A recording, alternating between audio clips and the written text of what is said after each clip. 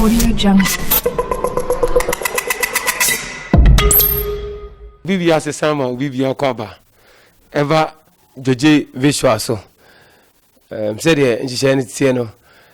mon saka video ya de a episode kan ne se share ma bibia ensanka bi fa comment bra na face so no Facebook joje visual like page ni said the video be about so sabit me akabeko YouTuber subscribe to the channel me a notification bell ne so said the YouTube so videos no ba on sabit me akabi joje visual na ya problem de aba BP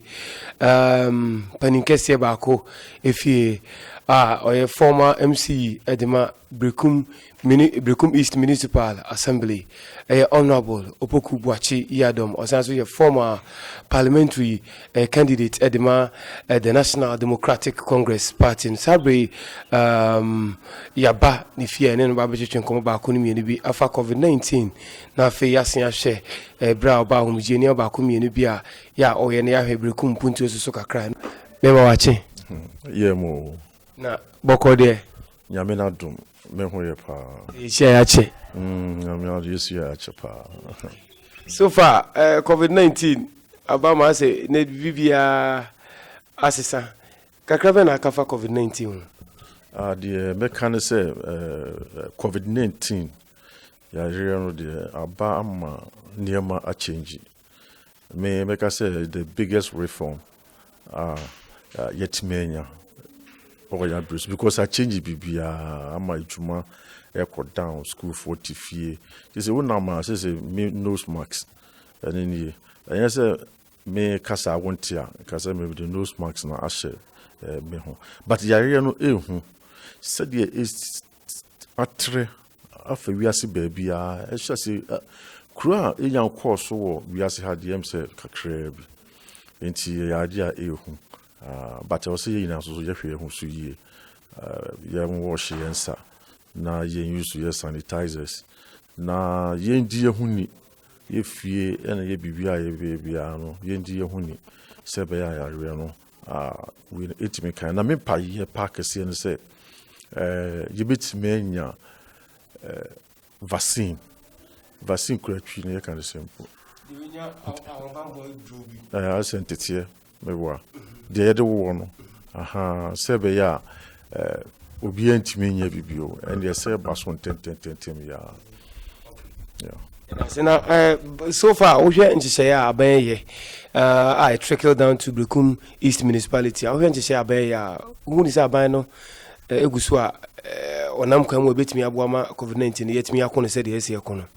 ye niema mienu wo ha anase hase se ye hwese de ye fa ne se nanu senra na ye 3090 cases and ne addiction 4012 we hwe sanje so almost the 900 or makwa mo test e dey abeka on je say adne wo system no pa so hu enti I was say ye niema na ya hihya ban ye miemu ye send say total lockdown kra na ye sabeka so hu na face any 1 month to said you know near shefie no be MP na fe yetima hwe obi because ye na ye trafie no be MP 2 weeks wa wo bibia ebe hu so hu enka sambre pa de enka ye hu mo bi nyina because ye na ye ofie on if there's a lockdown wa umpi etu shefie after 2 weeks no will be a pie after 3 weeks will be a pie so what you say in 4 weeks time no ye na obi a shefie o you say ye no partial bi na krom ne wane no ye na obi a shefie but culture ana yamamre ne yesu ban ne ma ye no e bedding because obi wo ho a najuma o ye na sabi o ton katie ni ska ni dwetre won hu nyina 100 Ghana cedis oka say on share them for 1 month scan 100 no and so for even 1 week next canasa nti echi bi wi no nipa no kom ne beku am instead of say ye first COVID no ere na ye hwa na ye kasa okay na one ade ba ko so a me eye niji e wo COVID no ho no say so far e ba ye nipa 18 na eku am nyame for mo currency enye de but enye hu to say yare bia to say Ebola echiwa the next 3 days no wo na eku nipa we to street so ne wane ma no nti eno na ma me ya we say even cry say Ghana you say 100,000 cry na nya bia na say wu no enima na say na yare dada so hu bi ne na say ye wane ye bon dada na ye hwansi dada so hu ye nya malaria dada enso enne yesuro kunya malaria se bi bo ba kwa na me hwansi se mu nyina mbedwane be for ha yakọ so hu nti enne ye ade a eye anigye ewom se enku nipa kese so hu enku nipa kese eti but me sure say by June there by June happen so far nipa 18 ti would better the akase ade eku nipa yeah. Now, we when say after 2016, yeah, party NDC free Abemu. No, where have you been and what have you been doing? Yo, me that's after 2016, you free Abemu. No, say me na me teacher ni me charge yo Tema International School. Na me de ba ha say inti me professional qualification, professional development, everything is still intact. Eti mi wie na ye free ho be around March. This is the free mo. Eti esi ni wie na me adam for back or head the Morgan International Community School. Ewo East Legon and Swedru Guma Manso but a ben Swedru. Eti me kwese me koboano na mo biology teacher anyhow me koboano for 3 months it me 3 months no mo impression me say me yo mo IB coordinator international baccalaureate program mo yo no mo coordinator for 1 year and me 1 year contract it me we na board national on person me act as head of school principal for 1 year. To me, yeah, head of school principal 1 year. Now I'm confirming me. I'm on a 2-year contract as head of school, Morgan International Community Schools. I'm international school and Sankasa. I'm on BC and WASI. I'm on IGCSE. I Cambridge program now, international baccalaureate no diploma. Eti the all no nyame adom. Me my teacher ni bosumi me school no so when you so do na crowd here enti me wa crowd and so dro nti se bibi ba na ma ba bi se ne ma ba yi nyame adom ma se akọ so nti me ti ho na aya me had me ba because of politics nti tell me me ta ba pa from the OKHS still you are still in touch with your party NDC. Oh yes, me still in touch with NDC and I'm a very strong member. Me a paid up member. NDC the immediate major. We can't stop it. When you say party be about opposition, and usually no, and I say as be a teda, be episode no be shame, but a buy no mobile opposition no. Near paying sana why visa. Oh, okay. Near my dear, ya be brave. I be working say make said the ambassador no sana betie. Ya boa man for party one be BC a ye be a ever call. Bibia mama kra me send the miska the baso mon from boa na yam fan ye. Now no say ye primaries. Ye share na last ye finishing last election no many Junior Simon core primaries Simon and Pabin core primaries ye who scar ye na ye say no in the primaries this year and I'm some ye party papa penti or ka say o person ko na yes you okay won so no ye nhwe say wo kwa nyame ya aduma obitima ajiwe no so amaye iti yanko primaries kra amaye amboka sebe ya scanner ye ho no ye bitimi di awura party no dia ma party na koso iti dia ma de ya ye na ndema bu am pese mebupo so akeka say enye fe wo ya di ma o party a hia se obekeka ya se nipa no de ya momo no party no de party from do mu hu enti ka party ni na obisa na enka me be sese no nya de a me pe ye fe ne sen PC ye fe a parliamentary candidate ICC it is sanema no bia no the ODA nim no ye leader no wo e na obisa no na so ka ka medwin sen ka be ye enfri ono ho ne mbra so na I confirm say na ye me na say idwamanum bi say why we and 2020 no is there hope say NDC parliamentary seat for Brekum missed and then I think say we are much more concerned NDC bet me AGF free MPP for some and the ya GA kra seat ne dia ya GA because MPP for na can say nim say the name is kono seat no yeah because what transfer 20 years won't mean ya free o ka say pro no o ma ka je pa no bit me duo mo na esi so obi ani ati obi ehu ba bi adana ekọ so hu so obi ehu so the 2016 adwuma di pa be ye o mo to ma se o mo hia me o mo ka na me so mamba de but de wa ba no so no o yo bi on so ye good pa nyame som woni mu ogi no kre o ye say na ya catch mo so what I say nti MPP for na nganga se nim say ekuyi emomo nti sit ne de ye beje ona mama say mi say free agwaso were there projects bi o ho na oguso awo ya ujidi sesen kana nka konya no ho anka se bi anka watu asokro awie yes and the big one pa kese tambia meka na meya Brekum de obia nim obia susu hu ye obia ni so ade uko yawo dadwum kwan na da yawo dadwum ho ni nyina kofa Mombaza ABC BP ho no ekokonfo krom ya hyase ya di ya fele na ya ba beguso zungu one way ekosa kosi sofo kire kwa kosi biadan Berlin Junction ekwa kosi biadan hoyina ya contract ya jija papa na oye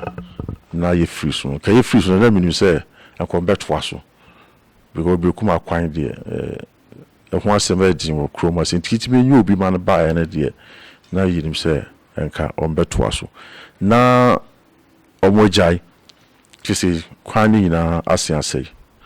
enye ye kwan a ye sha ase se kwa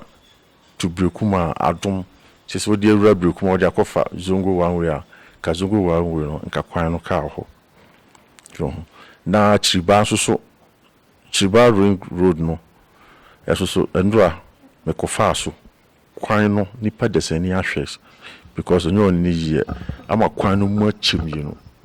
kwan na say chiba ring road ayi from best ho baby your friend is filling station gas filling station we ekosi chiba ayi no kakaka dual carriageway o mama kwan no asay obia anye ho hwe schools yesi schools na de ye wie bebre ba de ye wie bi to say Maserati any Nsumia any Islamic preparatory I would don't fit yina omuntimi complete ya bo bosunti school for na akwakotenam sa because danis for dia omonhwe mane omuntimi complete bia dan de enso so sa sassy woman sa so nti dia ma no omojeja no ho ne de eni bebre nana ade ba ko pa so ye key pa na de na almost complete who's scanning na ba light street lights ya ne four face we say yes nas no ye na ka ye be from biada mistake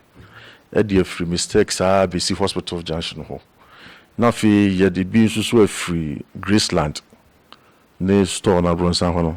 sa to fi se bo ban pronsa ho no ye de fi ho ato mu sa kosikutire afam patapo kwan no so na ne no mesu ya we no se no mesu ya kwan no e ba bi se no mesu station ho no ne ye first do carriageway enti na ka ye de bisu be free kekako run about in kitro mo ye de beto aso sa kofa kekako ani mu sa akusi fencing kutire number 2 so ani nyina no se de yente ho hwe I don't know what has happened but ye ni abam ni ntino ye so be fasa get fund projects enti ye ti say no mo se o muntu yo moka but na de o mutu yo moka de I don't know no mo se o muntu yo moka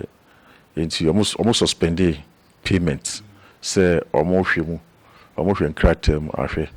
enti no mo ye ntu yo moka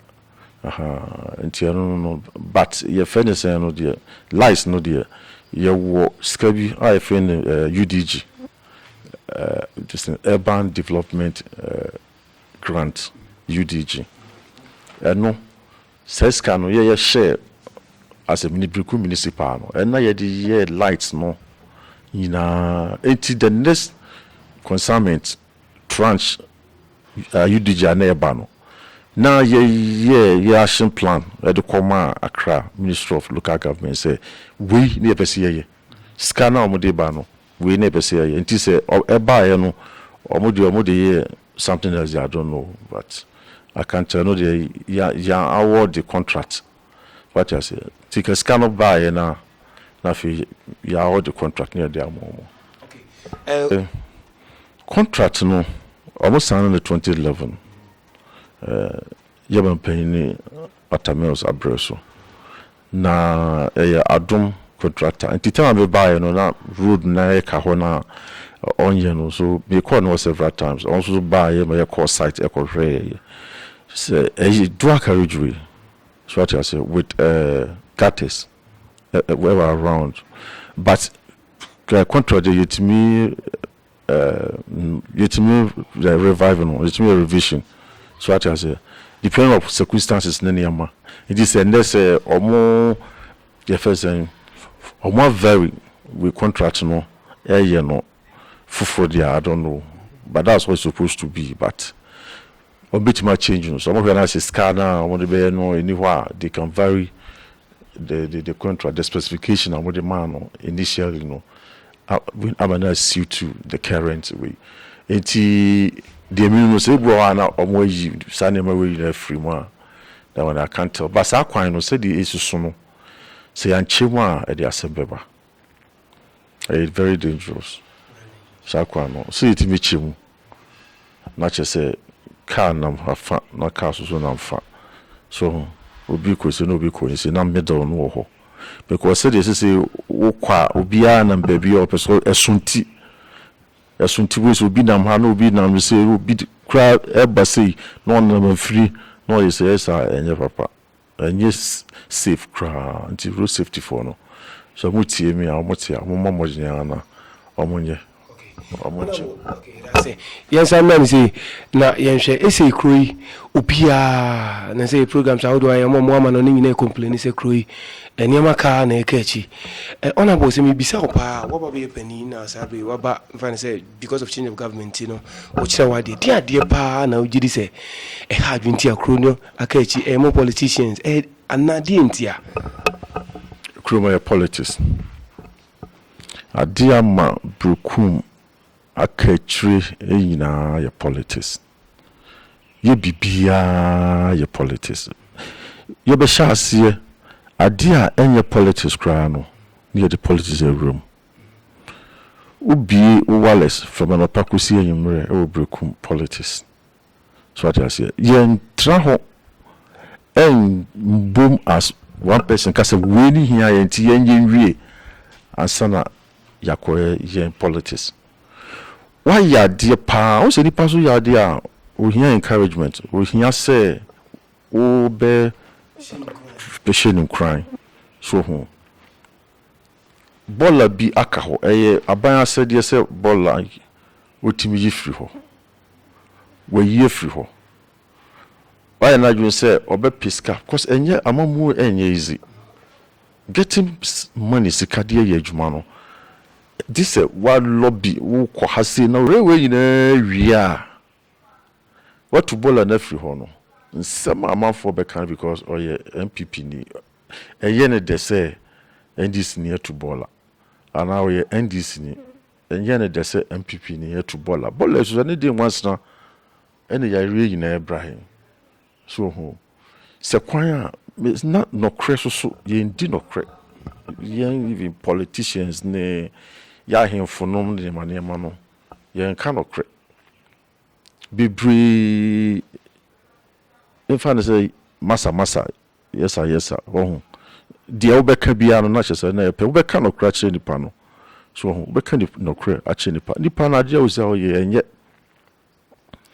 obeka no because oye MC because also you see because oye MP so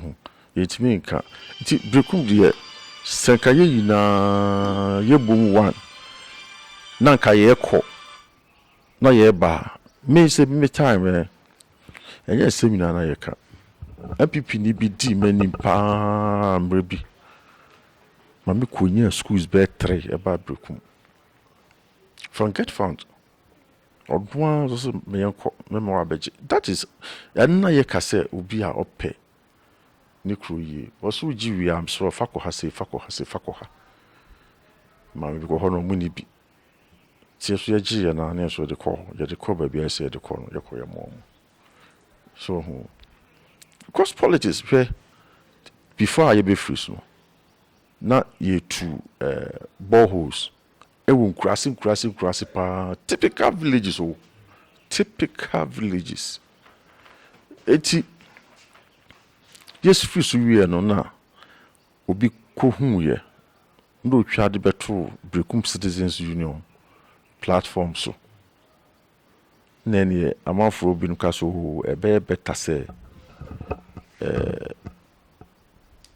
ye beto atwani na so am krasi for because omu hia su now if amanfo chance so your contribution no mo bi obi bi sa me say na minima se no said as for me MC because the crane you free so nche na o mechire mu na me ye audio na dia omo de ye na omo abe no politics how many politics omo ye mu 4 aka 6 e da so 4 years on aggressive way omo nya nsu no ye tu aka say na ye di niti no e base so because contract no omo de ma the whole Ghana omo de ma some Indians be no ma Brekum 10 e just so mo na to mo hana omo beduru ye no ha krom ha say na omo duru ya na ye to aba ye lusu ya omo so contract no mo ka say omo jai omo contract no na ye fe ne say aban say opese ohwehwem enti no omo koye so ene contractors no po hwehwe omo omo ko so enti enu say no siska na omo de man no eno de local government na omo benim so ene gu ha say enti se ka ye ho politics asaka Brekum Union foi